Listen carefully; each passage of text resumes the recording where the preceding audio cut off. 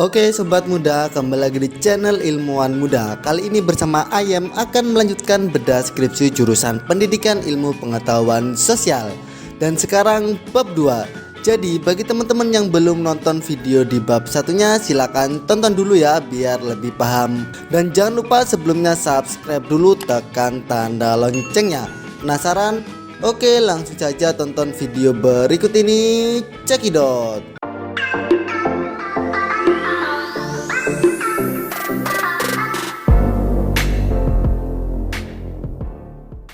Halo sobat ilmuwan muda, kemarin kita sudah membahas terkait bab 1 ya. Sekarang kita akan lanjut untuk membahas bab 2. Oke, bab 2 ya. Nah, pada bab 2 sendiri teman-teman disebut banyak ya istilahnya.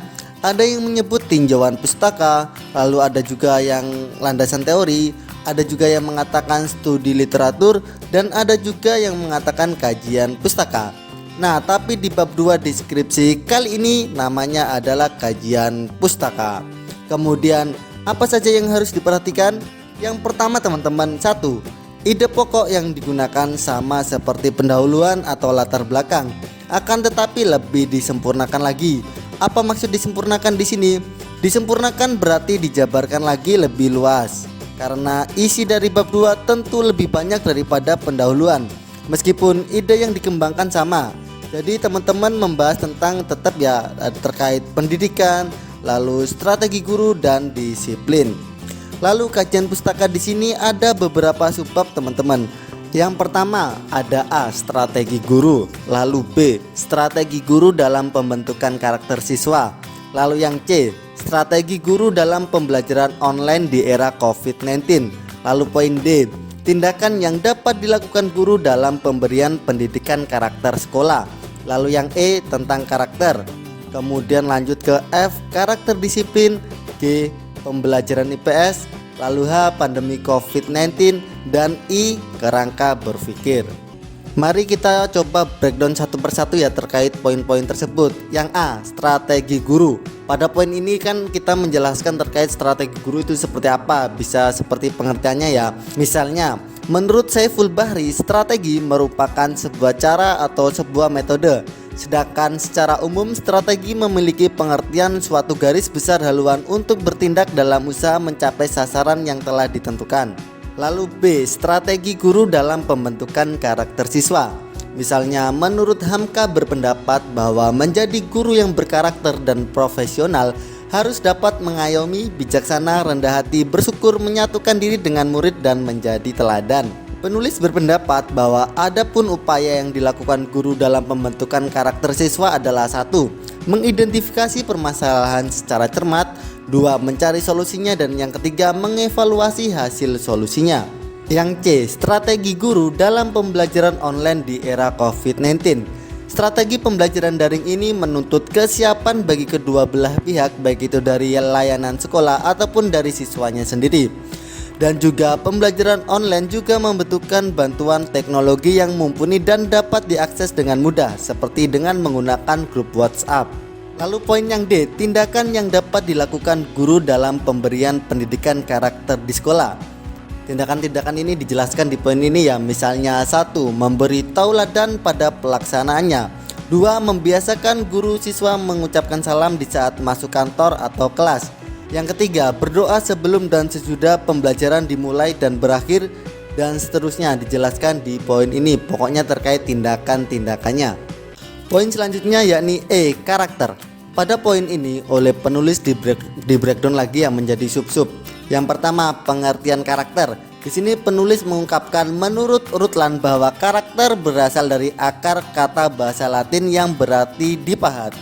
Kemudian, menurut Kamus Besar Bahasa Indonesia, karakter adalah sifat-sifat kejiwaan, akhlak atau budi pekerti yang membedakan seorang diri yang lain, tabiat atau watak. Kemudian poin kedua, tujuan pendidikan karakter. Pendidikan bertujuan membentuk dan membangun pola pikir, sikap, dan perilaku peserta didik agar menjadi pribadi yang positif, berakhlak karimah, berjiwa luhur, dan bertanggung jawab. Lalu poin ketiga, tahap-tahap pendidikan karakter. Menurut Ki Ageng Suryo Mentaram, pembentukan karakter pada anak memerlukan suatu tahapan yang dirancang secara sistematis dan berkelanjutan. Sebagai individual yang berkembang, anak memiliki sifat suka meniru tanpa mempertimbangkan baik atau buruk. Lalu poin keempat yaitu strategi pembentukan karakter. Pendidikan karakter dapat dilakukan dengan berbagai pendekatan dan dapat berupa berbagai kegiatan yang dilakukan secara intrakurikuler maupun ekstrakurikuler. Kegiatan intrakurikuler dalam mata pelajaran, sedangkan ekstrakurikuler dilakukan di luar jam pelajaran. Kemudian yang kelima, faktor-faktor yang mempengaruhi pembentukan karakter. Di sini dijelaskan terdapat banyak faktor yang mempengaruhi karakter, akhlak, moral, budi pekerti, dan etika manusia. Dari beberapa faktor tersebut, para ahli menggolongkannya ke dalam dua bagian, yaitu faktor intern dan faktor ekstern. Kemudian yang F, karakter disiplin. Di sini oleh penulis juga di breakdown lagi ya menjadi beberapa poin. Yang pertama, 1. Pengertian karakter disiplin. Menurut Wiso tahun 2002, disiplin adalah proses mengajarkan anak tentang nilai dan perilaku normatif dalam masyarakat. Lalu yang kedua, tujuan disiplin di sekolah. Menurut Rahman bahwa tujuan disiplin di sekolah adalah pertama, memberikan dukungan bagi terciptanya perilaku yang tidak menyimpang. Kedua, mendorong siswa melakukan yang baik dan benar.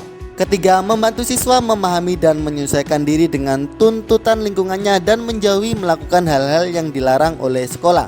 Keempat, siswa belajar hidup dengan kebiasaan yang lebih baik dan bermanfaat baginya serta lingkungannya. Poin ketiga, bentuk kedisiplinan. Dalam pembelajaran di sekolah ada beberapa bentuk kedisiplinan seperti hadir di ruangan tepat pada waktunya. Kedisiplinan hadir di ruangan pada waktunya akan memacu kesuksesan dalam belajar. Siswa yang sering terlambat hadir di ruang kelas akan ketinggalan dalam memperoleh pelajaran. Lalu keempat, macam-macam disiplin. Ada beberapa pengelompokan dari disiplin, yakni disiplin pribadi, yaitu kerelaan untuk memenuhi peraturan pada setiap individu. Lalu ada disiplin sosial, yaitu sikap mental masyarakat untuk memenuhi tugas kewajibannya masing-masing secara taat dan sadar. Lalu kemudian ada juga disiplin nasional, yaitu kesadaran dan ketaatan setiap warga negara untuk melaksanakan norma-norma atau peraturan dalam kehidupan berbangsa dan bernegara. Lalu poin kelima terkait unsur-unsur disiplin. Ada beberapa dari unsur disiplin yaitu sebagai berikut. Yang pertama ada peraturan, lalu selanjutnya yang kedua ada hukuman, lalu yang ketiga ada penghargaan, dan selanjutnya yang keempat yakni konsisten. Lalu poin yang keenam yakni upaya menanamkan disiplin. Menurut Hurlock tahun 1970 mengemukakan mengenai upaya yang dapat dilaksanakan untuk menanamkan rasa disiplin, yakni dengan dilakukan langkah-langkah sebagai berikut. Yang pertama, pembiasaan, yang kedua contoh dan teladan, lalu yang ketiga adalah pengawasan atau kontrol. Kemudian poin yang G yaitu pembelajaran IPS. Pada poin ini di breakdown juga oleh penulis ya. Yang pertama, pengertian IPS. Istilah ilmu pengetahuan sosial atau disingkat dengan IPS merupakan nama mata pelajaran di tingkat sekolah dasar dan menengah atau nama program studi di perguruan tinggi yang identik dengan social studies dalam kurikulum perkuliahan di negara lain, khususnya di negara-negara barat seperti Australia dan Amerika Serikat. Kemudian yang kedua, karakteristik mata pelajaran IPS. Ada beberapa karakter pembelajaran IPS ya. Misalnya IPS merupakan gabungan dari unsur-unsur sejarah, geografi, ekonomi, politik, dan hukum, kewarganegaraan, sosiologi, humaniora, dan agama. Lalu poin yang ketiga yakni tujuan pembelajaran IPS. Tujuan utama pembelajaran IPS adalah untuk mengembangkan potensi siswa peka terhadap masalah sosial yang terjadi di masyarakat, memiliki sikap mental positif terhadap perbaikan segala ketimpangan yang terjadi dan terampil dalam mengatasi setiap masalah yang terjadi sehari-hari. Tujuan tersebut dapat dicapai manakala program-program pembelajaran IPS di sekolah diorganisasikan secara baik. Ini menurut Asmaun dan Angga tahun 2012. Lalu poin yang keempat yakni integrasi ayat Al-Quran dan hadis. Ayat mengenai strategi pembelajaran, bagaimana siswa dapat belajar sesuai dengan prinsip yang dipegang, yang mengacu pada Al-Quran sebagaimana yang tercantum dalam Quran Surat Al-Jumu'ah ayat 2. Kemudian poin H, pandemi COVID-19. Pandemi COVID-19 merupakan musibah yang memilukan seluruh penduduk bumi. Seluruh segmen kehidupan manusia di bumi terganggu tanpa kecuali pendidikan. Banyak negara memutuskan menutup sekolah maupun perguruan tinggi. Sekolah perlu memaksakan diri menggunakan media daring, namun penggunaan teknologi bukan tidak ada masalah. Banyak varian masalah yang menghambat terlaksanakannya efektivitas pembelajaran dengan metode daring, yaitu yang pertama keterbatasan penguasaan teknologi dan yang kedua yakni akses internet yang terbatas. Ini menurut Syarif Hidayatullah tahun 2020. Lalu poin selanjutnya I. Kerangka berpikir. Kerangka berpikir adalah merupakan gambaran umum tentang konsep dan gagasan yang disampaikan dalam proposal, sehingga mempermudah untuk menemukan inti dari permasalahan ini. Adapun kerangka berpikir pada skripsi ini yakni sebagai berikut teman-teman ya.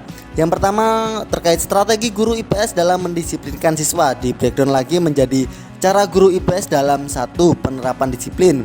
Kemudian yang kedua cara menunjang tujuan pembelajaran dengan kedisiplinan.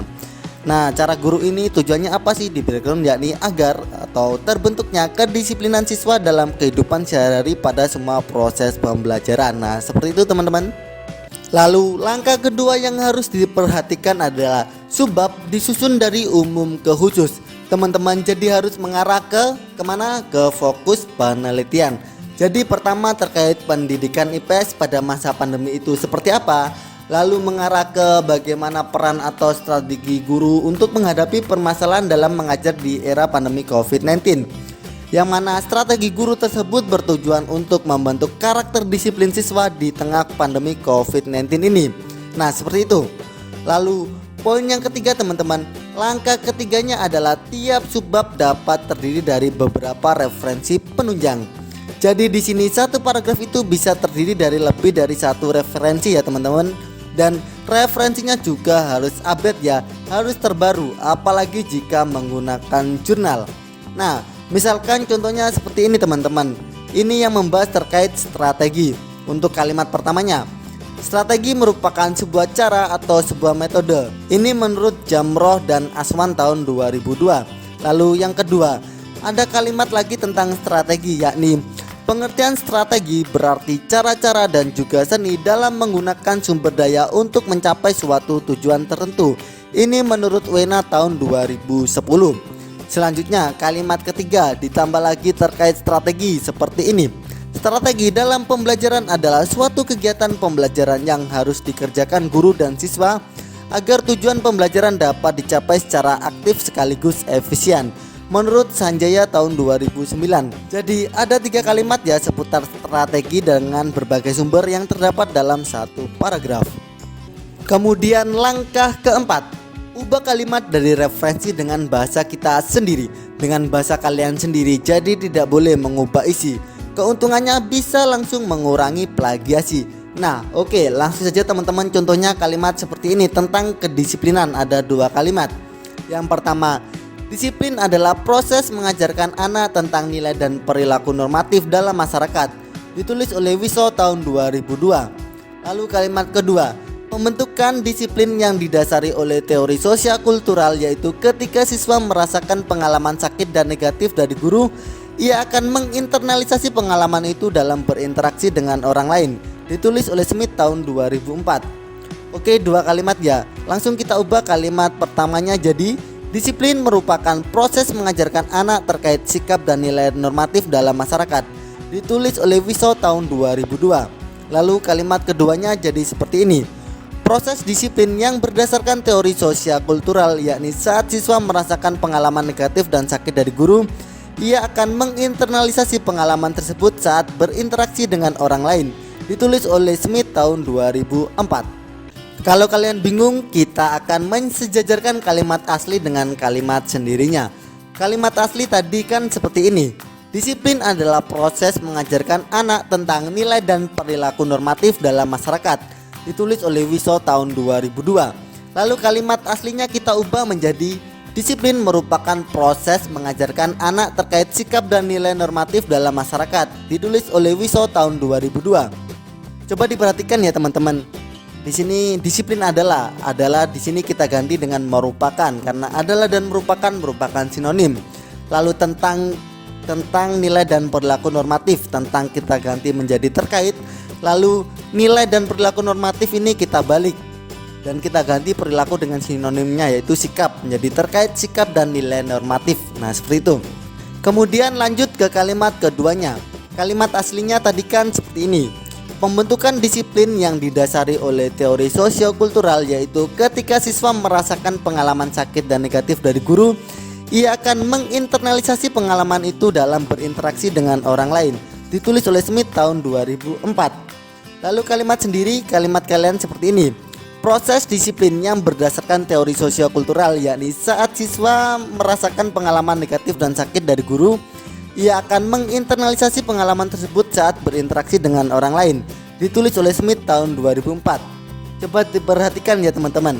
Pembentukan disiplin, pembentukan ini kan bisa berarti suatu proses ya kalau dalam KBBI. Jadi kita ganti pembentukan menjadi proses.